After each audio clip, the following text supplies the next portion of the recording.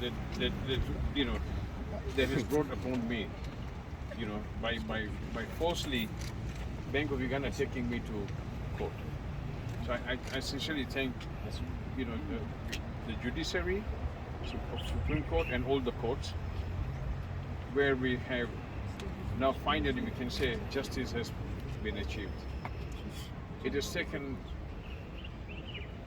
more than 5 years to fight this case. We have suffered a huge amount of losses in our business, concentrating on this case. So I also want to thank Mr. Kabasi and the whole KAA team of professionals and ethical lawyers, plus the other lawyers like Kakande, Razida, and then we also had support from Joseph Chase and his firm. So we want to thank all these lawyers who unconditionally gave their time. I forgot one more, Nelson. So we would actually and Kirk Katende. So we would actually sit 8 to 10 lawyers every time there's something to prepare, and we'll go through, argue for and against, and it was cumbersome. But Mr. Kabasi, even at his age, he never yawned once. So you can imagine how fit and knowledgeable he is in law. So thank you, Peter. Thank you.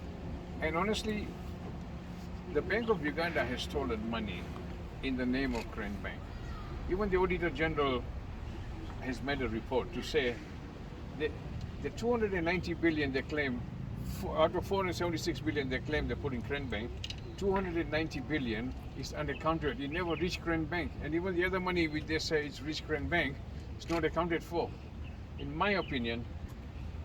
And the other problem is the legal department of Bank of Uganda is so corrupt that they prolong these cases. So when they pay their lawyers high fees, they share the fees.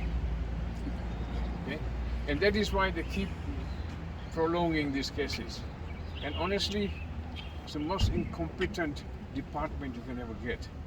It's the legal department of Bank of Uganda. They're misleading the board, they're misleading every...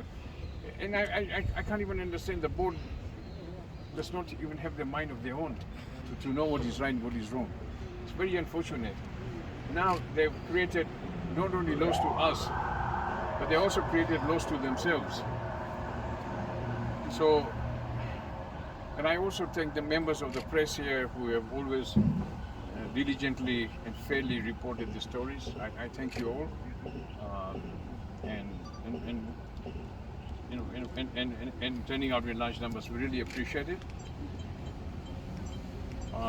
This is a very historical ruling. It does 4 things.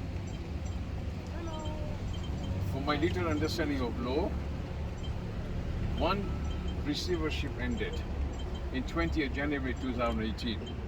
2, the company reverted back to the shareholders. 3, the cost to be borne by Bank of Uganda. And number 4, this case, Supreme Court case, is dismissed from today's date. So it is from the time they read the ruling, it is dismissed from today. So these are 4 fundamental issues of the ruling today. So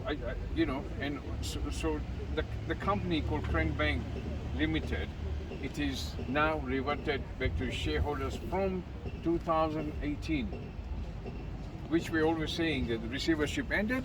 This company belongs to shareholders, and today, the Supreme Court has said, given their verdict. Now, all I can say to the Bank of Uganda legal department, now you go to court and appeal.